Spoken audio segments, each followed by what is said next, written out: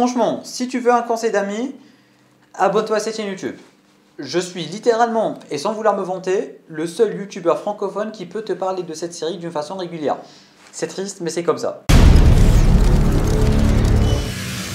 Bonjour à tous, j'espère que vous allez tous extrêmement bien mesdames et messieurs et bienvenue sur cette toute nouvelle vidéo. Bienvenue sur notre review de la première partie de la saison 4 de Titan d'une façon avec et sans spoiler. Titan qui est une série que j'affectionne énormément et que j'aime vraiment beaucoup, qui est littéralement et objectivement une des meilleures, voire la meilleure série DC Comics à ce jour à côté de Peacemaker. Une série avec une qualité incroyable, avec des effets spéciaux incroyables et très réaliste mine de rien. Mais je vais pas vous mentir mesdames et messieurs, oui je vais prendre une petite parenthèse du début de cette vidéo pour faire un petit coup de gueule parce que franchement il le faut. Ça m'énerve. Je vais pas vous mentir que ça m'énerve et que la communauté francophone me déçoit énormément. Depuis le pilier de la communauté francophone, c'est-à-dire les youtubeurs et les créateurs de contenu qui sont en train de tenir cette communauté en général, jusqu'à tout le monde et toute la communauté en général, si je peux dire ça comme ça. Je suis déçu par cette communauté à un niveau pas croyable. On est littéralement quelques centaines à regarder cette série en communauté francophone et ça m'attriste énormément. D'un côté, tu as les créateurs de contenu et tu as toute la communauté en général sur Twitter, Instagram, Facebook aussi et tous les réseaux sociaux en général qui regardent Marvel parce que de nos jours, Marvel a matrixé le public et surtout, encore une fois, la communauté francophone. Ils sont tous et on est tous matrixés par Marvel, on ne va pas se mentir parce que Marvel, le MCU et tout, c'est bien beau tout ça. Et maintenant, vu que Marvel commence à proposer ses propres séries, tout le monde est en train de regarder, que ça soit qualitatif ou pas. Par exemple, on a tout le monde qui est en train de regarder et de critiquer She-Hulk à un niveau pas croyable. Tout le monde regarde, tout le monde critique et tout le monde continue à regarder et c'est ça qui m'attriste. Tout le monde critique mais aussi continue à regarder les programmes Marvel qu'ils n'arrêtent pas de critiquer et qu'ils détestent énormément. Alors que d'un côté, ils ne connaissent même pas les programmes de qualité DC Comics et ils s'en foutent éperdument de DC Comics dans le sens où toute la communauté en général a une certaine vision des séries DC Comics à cause du Arrowverse. En mode, les séries DC Comics, c'est cheap, ça n'a aucun sens, on s'en fout, on ne regarde pas. Et ça m'énerve. Parce que déjà, de 1, ça devrait être le job et le boulot des créateurs de contenu comme moi de parler de ce genre de série et de pousser les gens à les regarder. Parce que là, par exemple, je suis tout seul, il y a peut-être Steven avec moi ou 2 autres personnes, mais on est vraiment un tout petit comité de rien du tout qui sommes en train de parler de cette série ou qui promotionne cette série en côté francophone. Et ça, c'est vraiment triste. Parce que c'est une série qui mérite vraiment d'être connue et qui mérite vraiment d'être vue parce que c'est une série d'une qualité incroyable et qui met très bien en avant les capacités de DC Comics dans le domaine des séries en général. Comme j'étais en train de dire, ça regarde She-Hulk, ça critique She-Hulk, mais ça connaît même pas Titan et ça ne daigne même pas regarder Titan ni en parler en général. Et s'il y en a qui en parlent, on est vraiment un tout petit comité et on est littéralement tous sur cette chaîne YouTube. Si tu n'es toujours pas là, franchement, abonne-toi. Bref, je vais essayer de fermer cette parenthèse, mais il fallait absolument que je parle à propos de tout ça. Il y aura sûrement un titre qui va vous pousser à regarder cette vidéo comme ça. Il y en aura qui vont au moins écouter ce petit message et je m'en excuse dès maintenant. Mais c'est bon, parce que là, ça devient littéralement abusé. C'est une série incroyable, mais qui a vraiment zéro notoriété dans la communauté francophone. Et ça m'énerve. Je vais pas vous mentir qu'à chaque fois que je regarde, qu'à chaque fois que je vois personne en parler, comme si de rien n'était, comme si ce n'était même pas un événement, alors que ça critique chez eux, tu vois. Il y a un certain problème. Là, tu te dis qu'il y a un certain problème. Bref, on va fermer la parenthèse. On va commencer déjà par parler de cette première partie de la 4e saison d'une façon 100% sans spoiler en 1-2 minutes parce qu'il n'y a vraiment pas grand chose à dire du côté non spoiler. Et après ça, on va tout simplement review les 6 épisodes, si je dis pas de bêtises, parce que j'ai pas forcément eu le temps de parler de tous les épisodes de chacun de son côté. Et du coup, dans le côté avec spoiler, je vais parler de tout ce que j'ai à dire. Je vais tout simplement faire un review comme j'ai l'habitude de le faire, avec épisode par épisode, si je peux dire ça comme ça. Et pour ceux et celles qui n'arrivent toujours pas à regarder la série et qui ne savent pas regarder la série ou comment regarder la série, je vous donne rendez-vous en fin de vidéo pour vous donner 1 ou 2 astuces. Parce que là, à la limite, c'est vrai que ça m'énerve. Je sais même pas combien de fois j'ai dit ça m'énerve durant cette vidéo. Bref, on commence. Déjà, ce qu'il faut savoir, c'est que cette quatrième saison de Titan, contrairement aux saisons précédentes, n'aura pas 13 épisodes, mais bel et bien 12 épisodes et sera divisée en deux parties. La première partie a terminé sa diffusion ce jeudi, au moment où je tourne cette vidéo, et est constituée de 6 épisodes. Et la deuxième partie, dont on connaît toujours pas la date de sortie, sera elle aussi constituée de 6 épisodes, ce qui va nous faire 12 épisodes au total. Cette quatrième saison de Titan est toujours comme la troisième saison en général, et toujours avec la même patte graphique et scénaristique, si je peux dire ça comme ça, des 3 premières saisons en général, dans le sens où on est en train de changer de ville, on a quelques nouveaux membres de l'équipe, des membres provisoires de l'équipe. Par exemple, l'année passée, on avait eu Barbara, on avait eu le GCPD et tout. Là, pour le coup, on a Jinx, on a le côté magique, Lex Luthor et compagnie.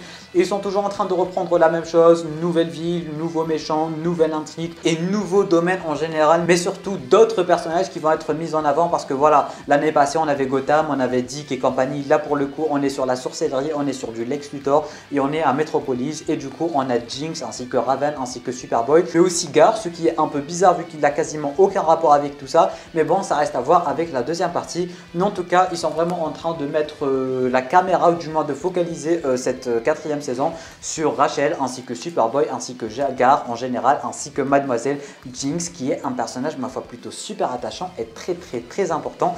Vous allez le voir. Du coup, on est à Metropolis, encore une fois, tout comme Stranger Things et les 3 premières saisons, il y aura pas mal d'intrigues, et à la fin, toutes ces intrigues vont tout simplement s'entremêler, si je peux dire ça comme ça. D'un côté, on a Superboy qui est plutôt en train de devenir Super Lex. D'un côté, on a Raven qui est en train de perdre ses pouvoirs. D'un côté, on a Gar qui arrive enfin à se transformer en d'autres animaux. On a du gorille, on a du serpent, il arrive à se transformer en virus et tout. Et du coup, là, on voit encore une fois l'évolution des personnages, notamment Gar ainsi que Connor. Parce que Connor, c'était limite un débile. Mais là, pour le coup, il est en train d'évoluer, il est en train de s'améliorer. Bon, potentiellement pour le pire, mais ça, c'est une autre histoire dont on va parler du côté 100% avec spoiler. Mais tout ceci pour dire que la série n'a pas changé. La qualité n'a pas changé, le budget n'a pas changé, les effets spéciaux sont toujours les mêmes et le sérieux de la série est toujours présent. C'est toujours d'une grosse qualité, on a changé de ville encore une fois. Et à chaque fois, en fait, ils arrivent à faire en sorte qu'on ne s'ennuie pas durant cette saison, tout simplement parce qu'à chaque fois, il y a du nouveau, il y a des nouveaux personnages, de nouvelles intrigues, de nouvelles grosses intrigues en général. Parce que l'année passée, on était Gotham et compagnie. Là, on est sur de la sorcellerie, on est sur de la magie, on est sur du Azarat, Metrion, Zinthos et compagnie. Et du coup, à chaque fois, ça change et à chaque fois, ils arrivent à renouveler, et ça fait extrêmement plaisir. Et du coup, cette première partie de la quatrième saison, c'est terminé. C'était vraiment un final incroyable qui nous laisse avec un petit peu de suspense, on ne va pas se mentir. Un combat final incroyable aussi. Pas mal de thèmes qui ont été aussi abordés. Bref, je vais vous laisser découvrir ça dans le côté avec spoiler et en regardant la série tout simplement. Et je pense avoir dit tout ce que j'avais à dire dans le côté 100% sans spoiler. Et maintenant, on se retrouve du côté 100% avec spoiler. Alors, en ce qui concerne le côté avec spoiler, techniquement, il reste uniquement la OG Bat Family, c'est-à-dire les gens qui regardent quasiment toutes les vidéos de la chaîne. Du coup, je peux me lâcher et lâcher un tout petit peu mon objectivité, parce que d'un côté, c'est aussi une review. Alors, première chose que j'ai à dire, Jinx, mesdames et messieurs. Jinx, mais quel personnage incroyablissime. Non, mais vous avez vu son accent anglais, son beau t-shirt, sa beauté, sa façon de faire. J'ai adoré le personnage de Jinx. Comment vous dire que mon cœur s'est arrêté de battre quand elle a été poignardée? Comment vous dire que déjà j'étais super content quand on a enlevé sa veste, on a vu son costume et tout, c'était archi badass, mais mon cœur s'est arrêté de battre quand elle a été poignardée. J'espère et je croise des doigts qu'elle ne va pas crever. Et je crois pas qu'elle va crever parce qu'elle vient d'arriver et on vient de nous montrer son costume. Et ils avaient littéralement focalisé la promotion de cette saison 4 sur son costume. On avait eu des photos et tout. Et même des posters. Je doute qu'ils aient utilisé ce costume uniquement pour 5 minutes pour qu'après elle crève. Alors franchement, j'espère vraiment pas qu'elle va crever. Mais d'un côté, c'est possible parce que durant ce dernier épisode, elle avait parlé à Dick. Elle s'est rendue compte que c'était pas pour l'argent, mais elle kiffait être avec les titans. Elle kiffait être une titan, etc., etc. Elle avait trouvé un genre de rédemption, si je peux dire ça comme ça. Et du coup, franchement, c'est un personnage que j'apprécie énormément et que j'ai vraiment adoré. Elle entre littéralement d'hommes et femmes. Ça, c'est quasiment sûr et certain. Je suis à combien déjà? 35 36, un truc dans le genre. En tout cas, c'est sûrement la 35e ou la 36e. Jinx, c'est une femme incroyable. C'est un personnage incroyable et franchement, je l'ai adoré. On va pas changer de sujet, on va rester sur Mademoiselle Raven. J'adore le visuel sur ses cheveux en blanc. Les cheveux blancs de Rachel, qu'est-ce qu'elle est BG avec ses cheveux blancs. Bon, déjà de base, je l'avais déjà abordé lors d'une précédente vidéo concernant la saison 4. J'avais déjà abordé le style vestimentaire de Raven, mais elle est d'une beauté incroyable.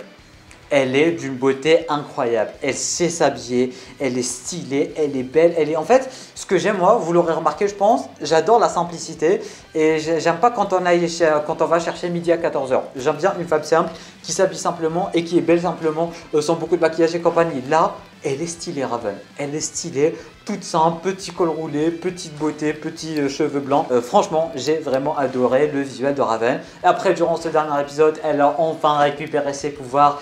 Et là, on a eu la White Raven des comics ainsi que de la série animée, mesdames et messieurs. C'était stylé, ses pouvoirs qui sont devenus tout blancs, sa cape blanche et tout. Mais je me rappelle pas des couleurs de ses cheveux quand elle a obtenu ses pouvoirs. Est-ce que ses cheveux sont restés blancs ou est-ce qu'ils sont redevenus violets? Je sais vraiment plus. Dites-le moi en bas dans les commentaires parce que j'ai vraiment pas fait attention maintenant que j'y pense. Ouais, j'ai vraiment pas fait attention. Du coup, dites-le moi en bas en commentaire. Quand elle a retrouvé ses pouvoirs, est-ce qu'elle avait les cheveux de retour violets ou est-ce qu'elle avait toujours les cheveux blancs? Mais en tout cas, le retour des pouvoirs de Raven, White Raven, quelque chose me dit que durant la deuxième partie, elle va devenir tellement cheatée et ce sera elle la clé. Hein. C'est sûr et certain. Azeroth, Mithril, Zinthos, son père, Brother Blood. Franchement, ça va être elle la clé. Raven, c'est elle la clé. On va toujours rester dans le sujet et on va maintenant attaquer le personnage de Brother Blood, c'est-à-dire Monsieur Sébastien. Sébastien qui est un personnage que j'adore, mais genre vraiment j'adore, mais surtout pour lequel j'éprouve beaucoup de compassion parce que c'est le genre de personnage qui a rien fait, qui a rien demandé à la vie, qui est tout gentil, tout sympa, qui a une bonne âme tout simplement, qui a un bon fond, il est tout gentil, tout mignon, qui a un certain, je sais pas comment expliquer ça. C'est un peu comme le personnage qui avait crevé lors de la saison 3 de Stranger Things, si je dis pas de bêtises. C'est les mêmes personnages. Le petit personnage à lunettes qui a rien demandé, qui est là dans son coin à faire ses trucs. Il a potentiellement pas de chance dans la vie, il a rien demandé. Et là, il y a des méchants qui vont lui tomber dessus, qui vont le changer, il va devenir méchant ou bien il va crever et tout. Le mec, il était tout mignon, tout gentil. Les titans étaient en train de les protéger. Il a trouvé une famille, sa mère, elle est morte. Il avait pas de job, il avait rien. Mais il avait rien demandé, le pauvre. C'était un personnage tellement attachant. Il est gentil, sa relation avec Raven, elle était incroyable. Mais genre vraiment, la relation avec Raven, elle était incroyable. Sa relation avec les titans, elle était incroyable. Franchement, il était super cool. C'était super cool comme personnage. Et là, le mec, il va littéralement devenir le mal incarné. Il est en train de se transformer en Brother Blood. Alors, j'aurais aimé que durant le dernier épisode, il nous montre au moins le visuel sur Brother Blood. Parce que là, il est juste descendu. J'aurais vraiment aimé que, qu'en tant que Cliffhanger, on nous le montre avec son costume. On nous montre un genre de sweat-up super badass quand il est en train de mettre son costume ou quand son costume est en train de se mettre automatiquement et tout. Franchement, j'aurais vraiment aimé de voir ça en tant que Cliffhanger. Mais en tout cas, ce n'est pas très grave. Ce qui est sûr et certain, c'est qu'il est passé du côté obscur. J'essaie vraiment et j'espère vraiment que d'ici la fin, il va redevenir gentil. Il va potentiellement rejoindre les titans, je sais pas. Mais en tout cas, je veux pas qu'il crève de 1 et de 2, je veux pas qu'il reste méchant parce que c'est un personnage incroyable. C'est vrai qu'au début, je le détestais, mais là, c'est un personnage incroyable pour lequel j'éprouve beaucoup de compassion. Je veux juste pas qu'il crève et qu'il devienne méchant pour toujours. Et j'aimerais vraiment que les titans arrivent à le sauver. En parlant de titans arrivent à sauver un personnage, s'il vous plaît, ramenez-moi l'ancien Connor parce que là, la version Lex Luthor, elle commence à m'énerver. Bon, on va pas se mentir, le rasage de sa tête, il était incroyable, archi stylé. C'était tiré d'une page de comics, si c'était pas de bêtises, de Superman quand il... C'était archi stylé. Mais ramenez-nous notre ancien Superboy. S'il vous plaît, ramenez-nous notre ancien Superboy parce que lui, je l'aime pas. Hein. Ce côté Lex Luthor, super méchant et compagnie, je l'aime pas. En plus, il a voulu jouer la grosse tête. Il a embarqué tous les titans et Jinx est morte par sa faute. Et du coup, il commence vraiment à m'énerver. Ramenez-moi l'ancien Connor, s'il vous plaît. En ce qui concerne le personnage de Dick, pas tant de développement que ça. Toujours la même personne depuis 2-3 ans maintenant. À part le fait que Cory lui a rencontré son rêve et que lui aussi avait eu le même rêve. Mais à part ça, il n'y a vraiment pas eu de développement du côté de Dick. Il n'y a vraiment rien de nouveau du côté de Dick. Toujours le même personnage, toujours le fameux chef d'équipe et compagnie. Du côté de Cory, un peu de développement, que ce soit du côté du rêve, de son futur, mais aussi de la fameuse prophétie qui va se réaliser du fait que Cory doit sauver la planète, etc. etc. Aussi du côté de ses pouvoirs qui sont vraiment en train de devenir de plus en plus cheatés aussi. Et ça, j'adore. Franchement, j'adore ces nouveaux pouvoirs. Et le côté cheaté, j'ai l'impression qu'elle et Raven vont vraiment avoir un rôle très important à la fin. Du côté de Gar, ça a pris littéralement 4 ans, mais on y est enfin. Il se transforme enfin en gorille. C'était archi stylé sa transformation en gorille et tout. Il s'est transformé aussi en serpent, si je dis pas de bêtises. Il s'est transformé en virus pour sauver Connor et tout. Franchement, Gar qui évolue enfin, ça fait extrêmement plaisir. Et lui aussi, apparemment, il a vraiment un très grand rôle à jouer, surtout avec la dimension raid, si ils ont appelé ça comme ça, je sais plus. Mais en tout cas, à la fin de l'épisode, il a téléporté tout le monde dans cette fameuse dimension raid. Ça m'a rappelé la fameuse scène de Crisis on Infinite Earth, dans le sens où c'était, je sais plus qui les avait sauvés, mais en tout cas, il y avait quelqu'un, il les avait directement. Ah oui, c'était HR, enfin, c'était un des Wells qui les avait directement téléportés au Vanishing Point, si je dis pas de bêtises. Ça m'a rappelé un petit peu la même chose, mais c'était pas si conséquent que ça. Mais en tout cas, je pense avoir dit tout ce que j'avais à dire du côté à 100% avec spoiler. J'ai vraiment adoré cette première saison. Les personnages étaient incroyables, l'intrigue elle est incroyable. J'adore le délire Azarat, Metrion, Zinthos, Trigon. J'aimerais bien voir Trigon arriver à la fin. Je sais pas comment ça pourrait se passer, mais en tout cas, Rachel qui va vraiment tout exploser. J'adore tout ce côté mythique et magie, etc. Jinx, s'il te plaît, reviens-moi vivante. Et je pense avoir dit tout ce que j'avais à dire tout simplement. Pour ceux et celles qui se demandent comment on fait pour regarder la série, je vais pas vous mentir et je vais vous le dire directement, il n'y a pas 10 000 chemins par lesquels il faut passer. Soit tu t'achètes un abonnement HBO Max, tu utilises un VPN et tu regardes en anglais, soit tu vas vers des sites de streaming.